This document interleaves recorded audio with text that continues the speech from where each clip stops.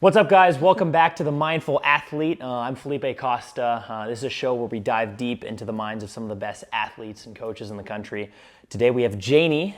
Janie, thanks so much for joining us. Of course, yeah.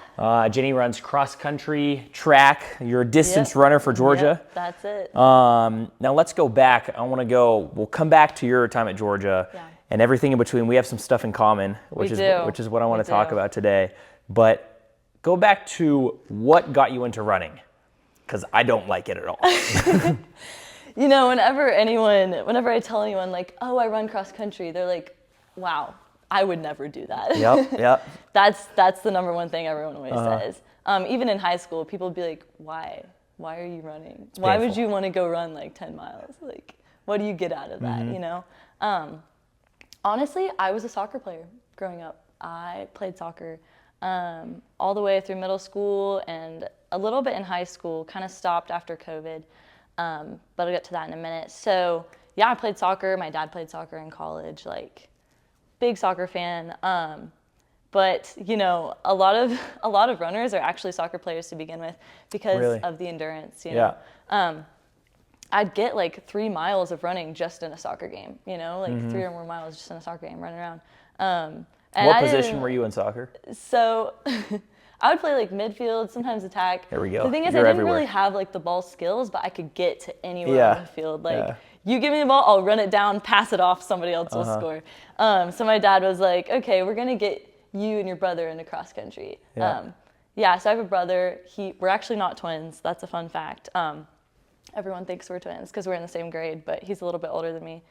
He actually runs at Georgia Tech, so that's pretty fun. We're both doing athletes, but big rivalry there. Yeah, so now I have a favorite sibling. Yeah, I know. It's so funny, sibling rivalry. But yeah, so me and my brother, we just got into cross country about at the same time, like 6th grade. And I just started winning races, like right off the bat. All right, yeah, I like that. Started winning races, and I was like, okay, I guess I'm good at this, but I hated it. Like, you didn't like it? I hated it. You just like winning? I just would win. I don't know. I would just run and beat everybody. I'd be like, how is everyone slower than me? What did I do to be faster? I don't know. I think it was the soccer is what I'm saying. But I just started winning, and I hated it. I was like, I don't like running. Like, I don't like doing this. But my dad was like, no, you're really good at this, clearly. So you should keep doing it, you know? Wow. So I just kept doing it, 6th grade, 7th grade, 8th grade, got really, really good. And this is the funny part. So in high school, I went to a very small Christian high school. So when I came, there was no cross-country team. And my dad was like, well, I can be the coach and my kids will run. And so it was my dad as the coach and me and my brother, and that was the entire cross-country team for my Wow. That was literally it. It was just me, the only girl, and my brother, the only guy, and we would just go after it and, you know. You guys won state or something? Well, you know, I think actually my freshman year I got 3rd in state, I think. But it was a small division. You started in 6th grade, 3 years later, 3rd in state. Yeah, it was like a small division or whatever because of a private school stuff. Not a ton of competition, but enough, you know. Enough. So just started running, kept doing it. I didn't really fall in love with running until like my junior year of high school because that's when I got really good and I was like, okay, maybe I'm good enough to go D1, you know. My junior year of high school, I broke 20 minutes in the 5K and broke 19 minutes in the 5K. So I PR'd by like a minute and 15 seconds. Yeah, just my junior year, had a big breakthrough season. I don't think I've ever run a 5K. That's crazy. Yeah, it's endurance for sure. So you talk a lot about your dad putting you in running. Would you say he's the biggest influence? And other than him, any coaches, anyone else who pushed you to really believe, okay, listen, Janie, even though you don't like it, you're good at this, you're going to keep going? Yeah, I'd definitely say my dad was probably the biggest influence because I would have stopped running if it wasn't for him because I didn't like it, obviously, you know. But he just kept telling me, like, no, I can see you being really good at this, and I'm going to push you even though I know you don't love it because I see something in you that you don't see in yourself. So he was definitely the biggest influence, I think, for me with my sport. Yeah. So you started as a soccer player, moved on to cross country. One, what was that transition like? And two, being an athlete for that entire period of childhood, right? Yeah. You have different scheduling demands. You have Oh, yeah. you have different abilities to other people. You don't just study. It's like, all right, this test today isn't my first priority. I have a race later. How did that influence not only your mindset growing up, but how did it affect your friendship dynamic? How you interacted with your family? Saturdays weren't just fun. Saturdays were a time to focus, right? Yeah, it was sports was a lot of my world, growing up. All of my siblings have always played a sport. Never not been in a sport, I don't think. So honestly, it was really fun. I am one of 4 siblings, so I have a lot of brothers and sisters. So honestly, we would just be in it together and like, okay, on a Saturday, my parents are gonna go to this person's soccer match and then this person's cross country race. And it would just be like, Saturdays would always be, sport days, one here, and then we'd all come back and be like dead on the couch, like, why did we do this to ourselves? But it was just fun growing up, and my parents are super athletic, so I just love the outdoors and stuff. We always go to like Colorado in the summers and go on hikes. We're like a big outdoorsy family. So it was just, it made sense just to do sports. And specifically with soccer and transitioning into running, soccer was something I didn't really want to give up because I just loved it so much, You got to be like aggressive and like play. Yeah. Cross country doesn't really give you that like physical kind of quick exhaustion with competition. It's a lot more of a mental kind of competition.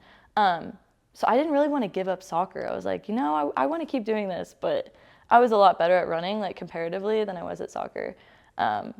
So yeah, my dad just kind of came to me pretty much my junior year after I ran that time that I was like, okay, maybe I can get recruited off of this. He was like, I think you need to pick one over the other, because you can't do both. And that kind of broke my heart a little bit. I was like, why can't I do both?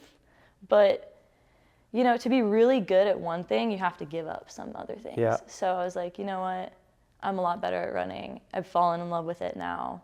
I think I'm just going to give up soccer and go with running. So, Yeah. So stuff I've always heard is when you say yes to one thing, you always say no to another. Yeah. So when he put you with that ultimatum, essentially, did he hint towards the cross country side of it? It's Definitely. like, listen, really? Definitely. How was that? Definitely. Honestly, it was kind of hard because I really wanted it to be my choice. And it kind of didn't feel like it was my choice, him kind of nudging me like, no, I think you should do this, and ultimately I'm a little bit stubborn. And so I was like, no, like, it's going to be my choice. You're not going to tell me what to do. And if it was fully your choice, would it have been running? Yeah, it would have in the end. I just didn't like that he was pressuring me so much. But it definitely would have been running in the end, I think. I just didn't have all the little skills for soccer, and I definitely wouldn't have played in college or anything. But, I'm really, really glad looking back that he pushed me because, like I said earlier, he saw something in me that I didn't see in myself. And obviously I wouldn't be where I am today if he hadn't pushed me, and I don't have, like, any regret. So, yeah. It's easier now, like, okay, you've been in college for a specific amount of time. You're older now. You can see the influence that your dad had on your life specifically. Do you find an extra sense of gratitude now that you're older, where it's, okay, yeah, you don't regret what your dad did. Do you almost see it as, you know what, he knew something I didn't at the time. I'm so thankful that I had him at that point. If that kind of makes sense, it's he's older and wiser and was older and wiser at the time. And then as you get older and wiser, you start developing that same mindset that he had, right? You're thinking like a kid. He's thinking like your dad. He wants everything for the best for you. Yeah. And as you get older and you see yourself as a child back then, as you detach yourself and think of it from like a macroeconomic perspective. Right. Right? Okay. And then it's like, okay, I can step back and I can see my life from the past, given that I've had some time. Even though it was annoying at first. Because I'm almost in a similar boat where my mom was unbelievably stingy with the tennis stuff, and she wanted me to do only the perfect things. You're like, all the get time. off my back about it. Yeah, right. But now I'm like, all right, I literally would not be here if she wasn't yelling at me. Exactly. Right. Do you get a sense of that with your dad, especially with running and with that transition between, okay, maybe I wouldn't be at Georgia running if Yeah. it wasn't for that conversation and pushing to what he believed that you're the best at? Yeah, definitely. I think when I was younger, I definitely thought it was just because he wanted me to run. Like, that's the reason that I thought he was talking to me about that and pushing me to do that. But looking back, like now being in college and being a little bit older, it's really just the personality growth that he wanted me to go through and have, because distance running is this sport that like changes your mind in a lot of ways, because you have to convince yourself a lot that like you can endure through hardship and you can push your body to the limits. And so running cross country is really like a mindset change, you know? And I think he just wanted me to experience that and learn that. And it has helped me in so many different ways in my life. Just being able to look at something and be like, if I can do that, then I can do this. Yeah. You know? Yeah. And just being thankful for all of the little things that running brings. Like, huge community. I'd say, I mean, I'm a little bit biased because I'm on the cross country team, but I think our team is one of the best teams. Yeah. Just like community wise, you know? Yeah. All the girls on the team are so sweet, and the guys too. Like, we have this very special dynamic that I think you don't see in a lot of sports. It's this kind of shared suffering, you know?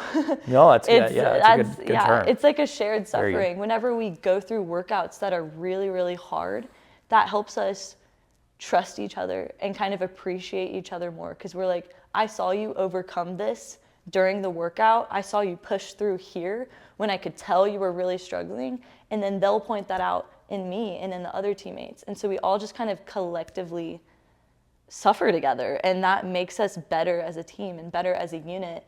And so I think that's helped me in a lot of other relationships and a lot of other friendships, and helped me be able to encourage people who are suffering and who are struggling in a lot of different areas of their life, because I know that I can be a dependable person for them if I suffer with them. Does that make sense? No, it makes perfect sense. So, and it's funny you bring that up. Is this is a conversation that I had with my mother maybe only a year ago. This by the time I'm in college, and you know I was struggling with some injury, which is stuff we'll talk about in a little. Yeah. But she said that she's like, Felipe, I need you to figure this out. I never told you specifically, but now you're old enough where I can tell you. She goes, when I pushed you to play tennis and I wanted you to be the absolute best and win and control everything that you can and do all the right things to eat all the right foods and go through all the correct habits, it wasn't because I wanted you to be a tennis player. It's because I was using tennis as a medium to teach you life. Exactly. Right? That's the point, yeah. And it's funny that you bring up the fact that distance running is that mental sport that has this edge that you don't get to. It's a point that you don't reach maybe just in a sport that you can rely on others. Right. Right? And especially with, tennis, you're out there on your own. Running, there's no one but you just putting one step in front of the other. It is a medium, and you can translate it. And I think some of the best people that are athletes are the ones that can take the lessons that their sport will teach them, and then have unbelievable families that help them see those lessons that they can then translate throughout the rest of their lives. For example, we don't have great knees. No, we don't. Talk a little about your knee. All right, so, I mean, you already know, but actually about that transition period for me when I was a junior in high school was when I found out that I had this condition in my knee, kind of right after COVID, like 2020, 21. So my knee started hurting really bad after I had that breakthrough junior year season where I ran that time that I could get recruited by. It was literally like maybe a month after I was on a run, and it was like, I was like 2 miles in, and then I just had to stop because I was in so much pain in my knee. And I was like, okay, this is not right. And so I went to the doctor the next day, and they did an x-ray. And I can like vividly remember this. The doctor just looked at me and he was like, so you have a hole in your knee that is 2 centimeters wide this way and 2 centimeters long this way. How have you been running for the past 2 years? And I was just kind of shocked because, I think we can have like a very high pain tolerance, especially as a distance runner, because you have to convince yourself, like I said, that pain is okay. Yeah. And so in a Yeah. lot of ways, I have been told that I have a very high pain tolerance because of that. And it can be a good thing, but in this case, it was just not a good thing because they caught it really late. So it's called osteochondritis dissecans, OCD of the knee for short. Basically like a cartilage decaying disease, not a disease, but I don't know. Disease is a good way to put it. Yeah. Yeah, and so the surgery that they did was pretty crazy. Orthopedic surgery is insane. Like, it's wild, and I'm sure you know. Yep. But yeah, and so they did this procedure that was really, really cool and fairly new. And they basically told me like, hey, we can do this procedure, but it's going to put you out for a year. You're not going to be able to run for 9 months, and then you have to do a lot of intense PT, to even get back to where you were before.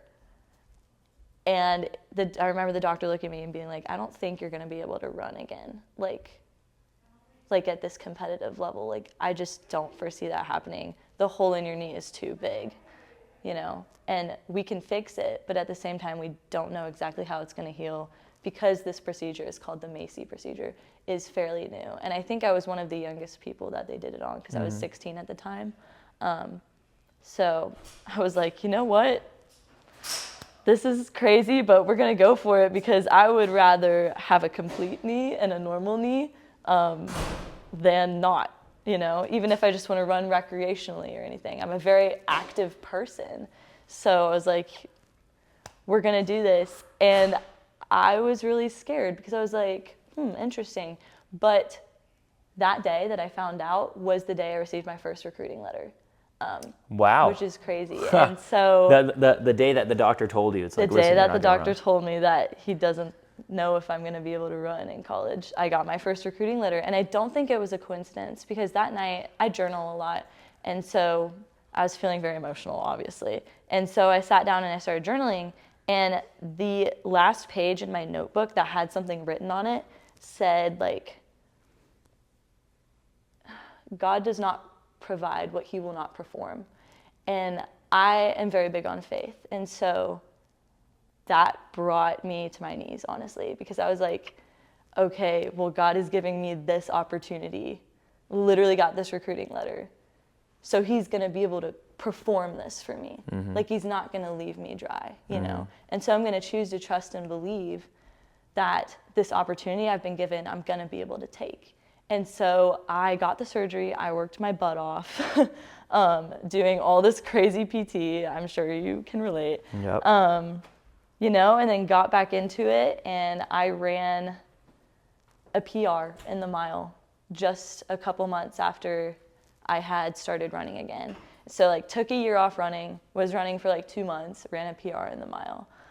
So I feel like that was honestly a big thing for me. And the timing was so perfect because I was literally going on these recruiting visits while I couldn't run yet. Yeah. I was like, hey, coaches, so I had this big knee surgery. I don't really know how I'm going to be able to come back well. Don't know if I'm going to be able to even reach the time that I ran as a junior. But if you want to take a chance on me, I'm willing to work for it. Yeah. And, I'm here now, which is incredible. Yeah. And I wouldn't say that I've performed the best. Not that I haven't gotten back to the level that I was at when I got recruited, because I feel like I have. It's just definitely been a bumpy road since being in college because of my knee. I've had like little other injuries and such, Yeah, so the procedure that they did on you, Macy, is they grow your cartilage out in the lab. Yes. And then they go back into your knee. Yes. And then they replace your grown out cartilage back in your knee. Yeah. I was gonna have that one, but I didn't. Mine was completely. So yours was a cartilage thing. Essentially, we had the same knee condition. Mine was a bone deterioration, so under the cartilage is bad. And then I had like 5 surgeries. I had my whole outside. No, you told me that one. Replaced. So I was like 5 surgeries. Yeah. That's wild. But no, I mean, to go back when you said that you got the word from the doctor that you needed a knee surgery, and I've had my fair share of those meetings. But then also a recruiting letter same day. Yeah. The first thing I thought of is something I always say is coincidence is God's way of remaining anonymous. Wow, that's good. And to me, when you say it's like, oh, it was a coincidence and whatnot, no. But then you said that you're big on faith.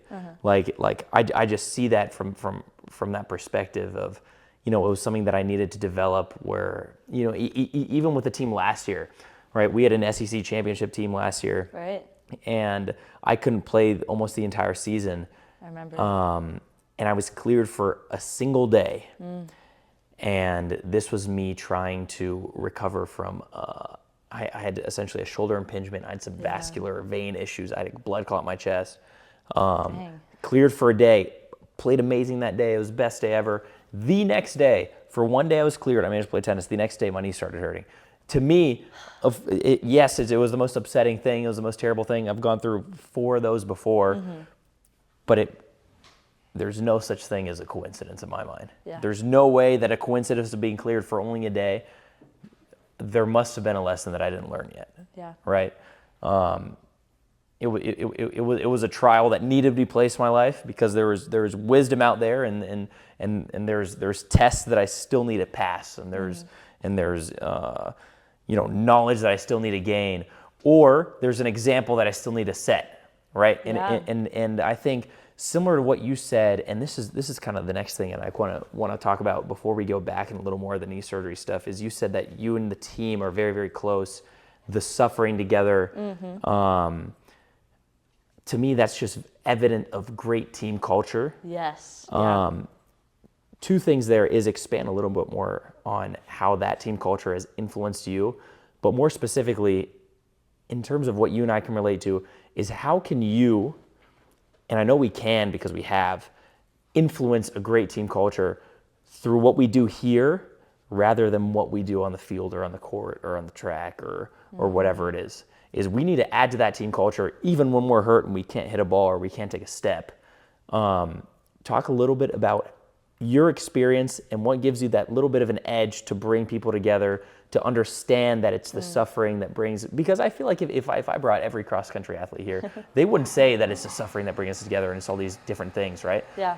But you have that awareness because you have suffered in this major area that it's all right, you can't do the thing that you were set out to do, right? Talk a little more about that. Yeah. First off, definitely want to say our team has seen some hard days and just a lot of struggle, because in the time that I've been here, and I'm only a sophomore, I've had 3 different coaches. So Wow. That's kind of really hard, to go from one style of coaching to the next, and then having the older girls on the team be like, oh yeah, the coach you got recruited by just left, and so when you're coming as a freshman, oh, you have a new coach. Plus the old coach that recruited you, he wasn't a very good coach, and we're like, oh, okay, so then why did we come here? Yeah. Yeah. But I think because of that, we've all just been able to rely on each other a lot more necessarily than our coach. And I feel like that's a good thing and a bad thing. But I see that a lot as a good thing, But, okay, so my freshman year coming in on the team, I feel like everyone as a senior in high school is like at the top, Yeah. You're kind of at the top of your game. You're like, I'm going to college, D1 college, Yeah. and the SEC's like, I'm going to Georgia, and everyone's like, oh, you're so cool, like, Yeah. good job. And so coming off of that and coming in onto the team as a freshman, kind of being like at the bottom, I was not even in the middle of the group. It's a slap in the face, right? It's Yeah. a slap in the face from being the best to being like so low. And that just goes for any freshman in general, but even more so on an athletic team. And so honestly, that was kind of hard for me. And I feel like I lost a lot of my personality a little bit as a freshman, because I used to be like super confident, such a leader, didn't care what anybody else was doing. Like if I believed something, I'm going to do that and I'm going to influence others. But coming in as a freshman, I feel like I lost some of that. And even my mom and my parents would be like, are you okay? Like, you don't seem like you. Why are you so worried about like what other people think and about, well, if your friends are going to do that, do you want to go do that? Or like, I was just so confused and a little bit lost. A little bit of cynicism. Well, yeah. And so freshman year was a little bit of a struggle for me in that. And then God just placed some incredible people in my life to kind of lead me and let me just vent and talk in circles and pour into me, So I'm very thankful for that. And I also started seeing a sports psychologist my second semester freshman year. And she just helped me realize that, I take on a lot of other people's burdens a lot. And so that was also pulling me down because I'm definitely such a people pleaser. And that was really hard for me freshman year. I just tried to do everything for everyone because, you want to fit in. You want people to like you because you're on the bottom of the totem pole, and you're like, oh, I want to be a part of the team. I don't want to be like on the outside edge of the team, but somehow on the team. And so she helped me realize a lot of things like that. And that definitely played into my athletic performance and running. I was just scared. I wasn't confident. I didn't think I was going to be good enough. And so working with my sports psychologist and also talking to a lot of the older girls on the team who experienced a lot of the same things I have, I was able to kind of get back my old self while also growing and becoming a new person at the same time. And so I'd say beginning of my freshman year was like kind of down here, and then it just kept going up, and it was great. And I feel like I've just kept going up ever since. Definitely had some, it's not going to be a linear, straightforward line. Never is. Never is, If it was, then there wouldn't be any fun in life at the same time, You got to overcome a lot to be better and to grow. So I definitely learned a lot of that in my freshman year. And then my sophomore year, beginning of my sophomore year, I think I was just like kind of riding high on life. I was like, the team is great, everything's great. I finally figured out what rate my professor is. And so no one told me what that was freshman year. So I had the worst teachers and the worst experience. That's funny. But, I finally figured out my classes. Like, I can do this, I can do this. It's going to be great. That's too good. And so I think I just gained a lot of that confidence back. And that definitely helped me just believing in myself and knowing my worth, and knowing what I can do, and also knowing who I am outside of my sport, because that's not something that freshman year taught me. It was like, oh, you need to work your way up, And then as a sophomore, I was like, yes, but I'm also a student at UGA. I'm also a part of Team United. I'm also a part of Athens Church, like all these different things, And I just realized who I am outside of my sport also matters. And that kind of allowed me to have more capacity for influence and just realize, like, I cannot believe that I'm here. Like looking back with all the gratitude and being like, how did I get here? It's a miracle I got recruited anyways, And so just being on the team and especially being injured, it's like, okay, well, if I'm not running, if I'm not performing right now, what is my place on the team?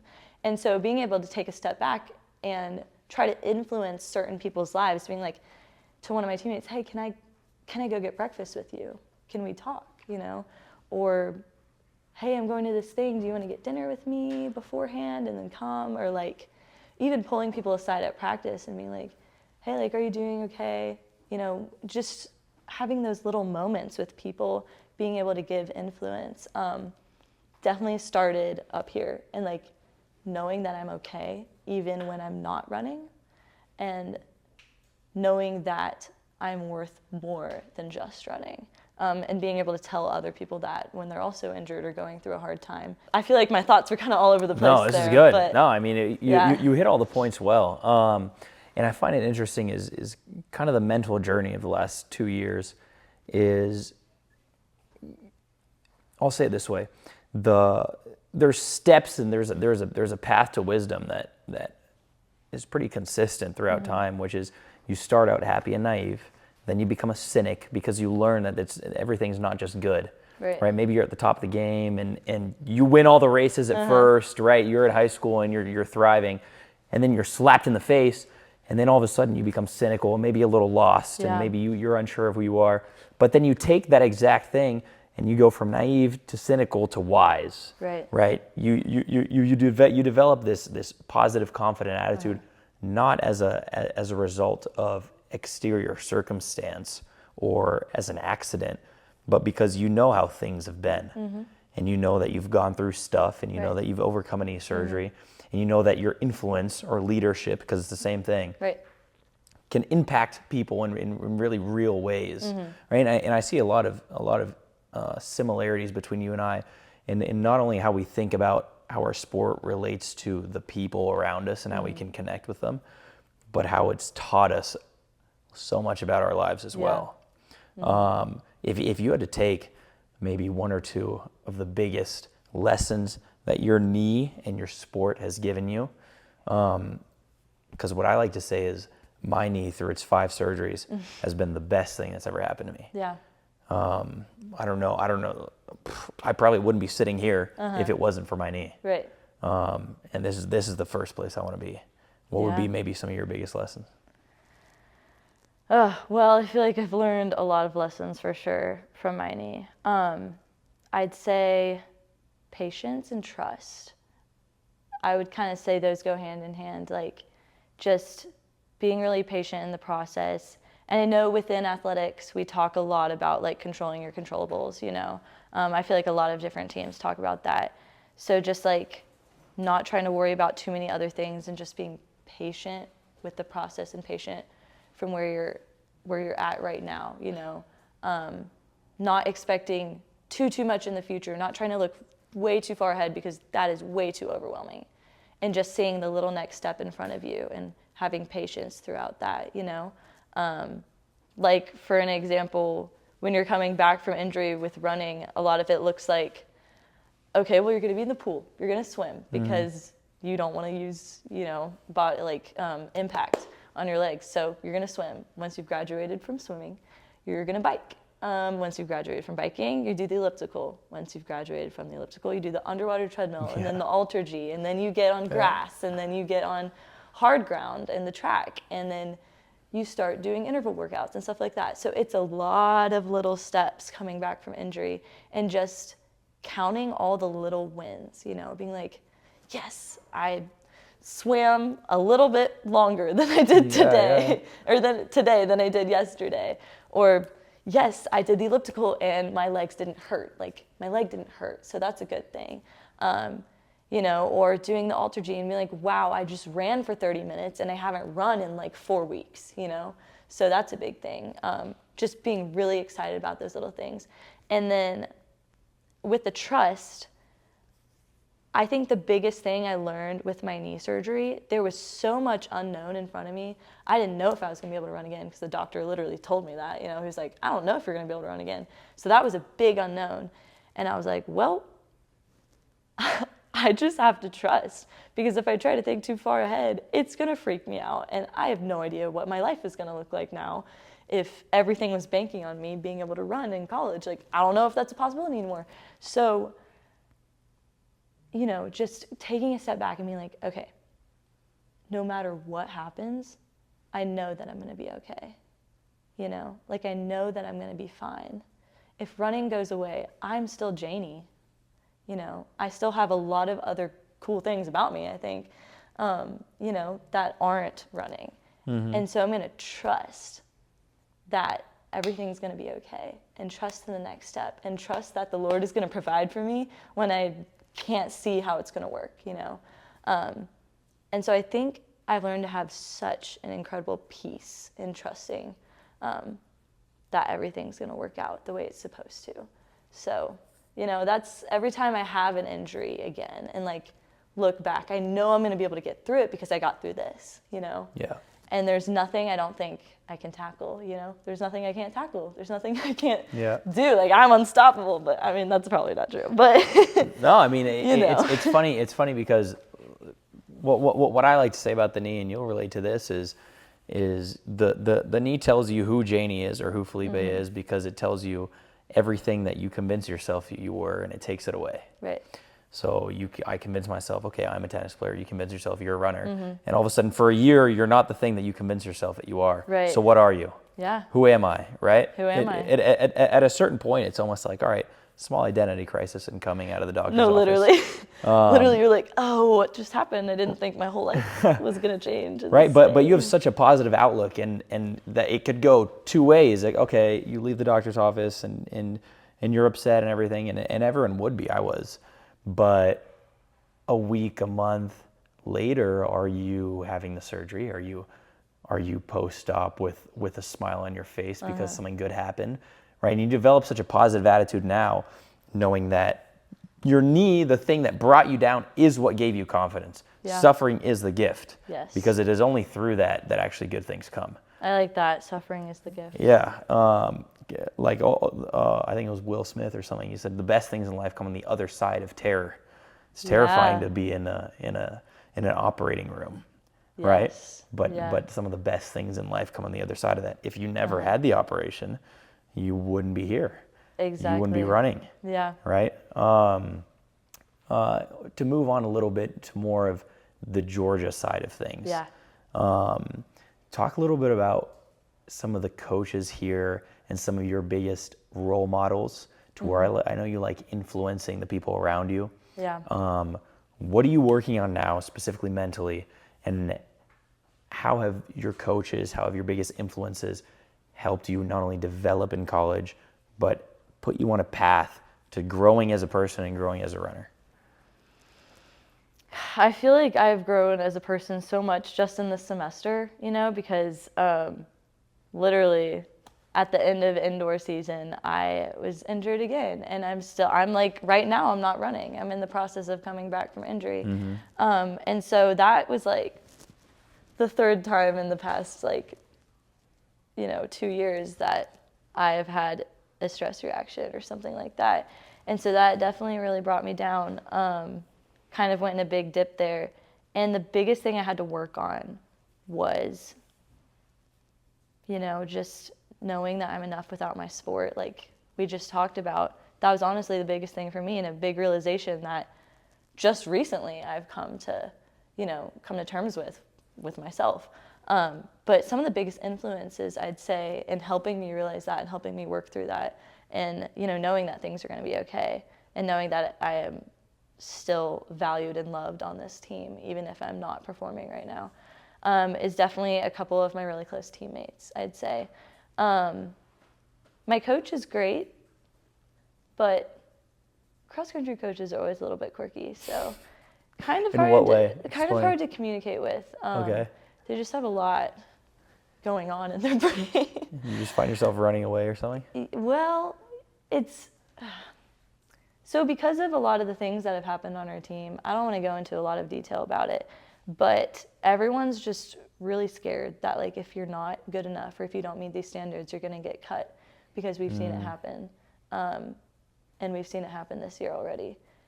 So you don't want to confront that fact. It's very nerve-wracking to go and talk to coach about, oh, I'm injured, or oh, I had a bad race, oh, I had a couple bad races, You're kind of scared, oh, am I going to get cut? Am I going to get cut? So that's kind of something that a lot of the girls on our team are constantly worried about. Doesn't matter who the coach is. It's just that, we only have so many positions on the team, and the younger generation are only getting better. And so we're only recruiting more people who are possibly more talented than the people who are on our team currently. So it's definitely just mentally a very hard thing to come and be super honest and open with coach about how you're feeling, and about, if you're maybe trying to nurse an injury, or if you're going to redshirt that season, that doesn't really look so good for you. So even talking to my teammates and being able to come to my coach about so I'm injured again, haven't had a couple great races because I was running on injury this year, and it just made it worse, Being able to come to my coach and be super honest about it, that was something I had to have a lot of courage to do. Luckily, that conversation went really well, and he was basically like, I believe in you, and I think you bring a lot to the team, and so I'd love to see you just, stay and keep pushing through and keep persevering. And the sad thing is, a lot of conversations that people have with him that are similar to that don't end the same way. So I definitely just consider myself lucky because of that, but it can be really hard. So I'd say like the biggest influences in my life with running right now, still my dad and still some of my teammates who I love so much. And even one of my older teammates, Gracie, like she has been running for 4 years on the team, which is impressive because I'd say honestly, like our team retention rate of people who come in as a freshman and stay all 4 years, honestly has been like 50%. Why? Because they're cut or they transfer or leave? Well, or? a lot of it was because of COVID was kind of hard. Okay. The coaching during COVID was just really stressful, I think. But being a D1 athlete is really hard. Being a student athlete is really hard, comes with a lot of challenges.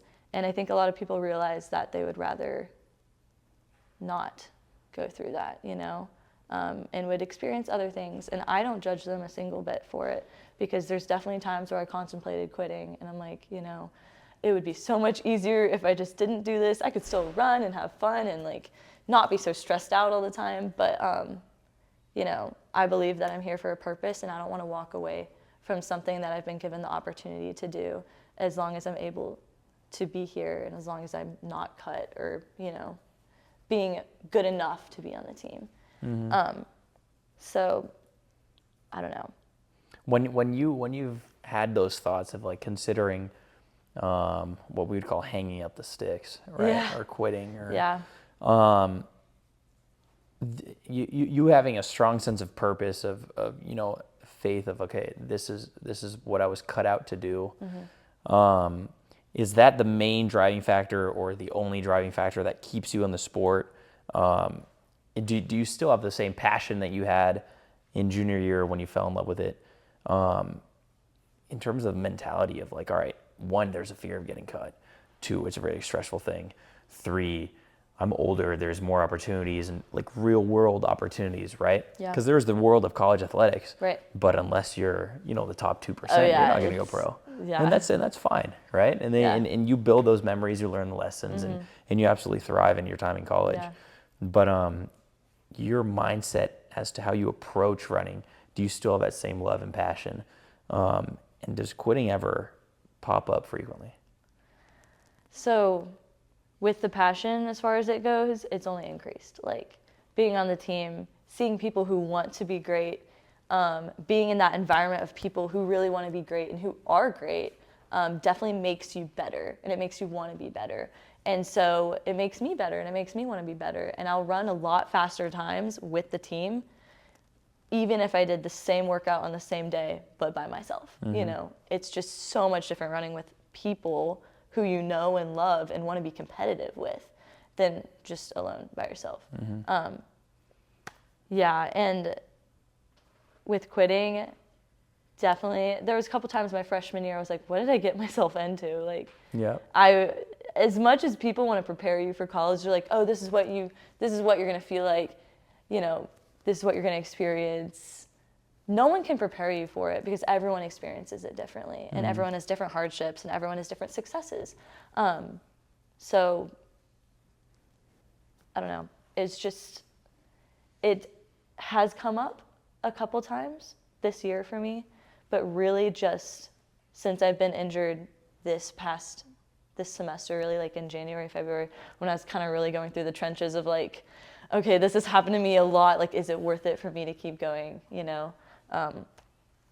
And I'm pretty positive that every single athlete kind of has a moment like that, unless they're just insanely good and never have any kind of setback for some reason, you know? No, that doesn't exist. I feel like that doesn't exist. No. So it's definitely, you kind of get to that moment where you're like, is this still worth it? Like, is all of this hardship still worth it? But for me, honestly, the biggest thing that's kept me going is like, it wouldn't be worth it if I wasn't already here, you know? Like, I've been given this incredible opportunity. There is no way in the world that I could have, you know, if I had been a year older, a year younger, we would have had a different coach because we've had a lot of different coaches, and I probably wouldn't have gotten recruited by those coaches knowing how those coaches recruit. Probably wouldn't have recruited me. And so I got here for some crazy reason. And I think there's a lot to say in that. And I wouldn't like trade the world for the people that I've met and the lives that I've gotten to be a part of. And so that's really what keeps me going on the team. I'm like, you know, I want to be great, and I think I have a lot of determination, you know, and I can be inspired, and I'm very coachable. I know that. And so I know I can be great. So just got to give myself the chance. And also, while I'm not performing and not running, I can still influence the circle of people that I've been put into. You know, like these specific people have been put in my life. So what am I going to do with that? You know, I think that's like, there's a purpose in that. Mm-hmm. And so my goal is to like influence those specific people around me. Yeah. Yeah. No, I mean, two big takeaways there are, one, when I'm injured, and happens quite often. Yeah. But you know, where I place my heart is, and this is a conversation I've already had with, you know, we have a very young team. I'm the elder statesman this year. Yes. But as a sophomore. Yeah. And I've told them, and I've told the coaches, like, listen, my job, my role, and what I want as my responsibility is I want to teach these younger guys how to become better men, better teammates, better bulldogs. Mm-hmm. That'll eventually lead them to become better husbands and fathers. Yeah. That's where I want my role to be, because I know if all my job is trying to win tennis matches, then I didn't make an impact. Right. I didn't have an influence. Right. I wasn't a leader in the way that I want to be. Mm-hmm. And to your question, is it worth it? To me, and this is a hands down answer, 100%. If suffering is the gift, then bear the burden and suffer along. Yeah. Right? Yeah. I think you specifically on your team, like, even just me observing, like, you have so much influence on your team, and they all look up to you so much. And the men's tennis team is literally like a brotherhood. Everyone talks about it. They're like, those guys are brothers. Like, y'all are tight, do everything together, walk into dinner wearing suits every night. Yeah, we dress up nice. It's like, okay, so they, like, are really a team. And I think y'all's team culture, also, like, our team culture is, like, super great. I mean, I'm obviously not in your team, so I don't know. But just from an outsider's perspective, like, you already have so much influence. And even the fact that, like, you know me and you know a lot of other people in other sports just means you have influence, like, to athletics as a whole. And honestly, that's my goal as well, you know, to be able to make those relationships to people on other teams. So just want to say you're doing a great job. Thanks. No, yeah, this is awesome. But this is incredible. Yeah. Our knees will get better soon. Yeah, I promise. But no, we'll keep at it. Thanks so much for coming on. Thank you so much for having me. Yeah, this is a great episode. Big shout out to the Players Lounge, the Mark, for having us. This has been the Mindful Athlete. Felipe out. Janie, thank you very much. Thank you.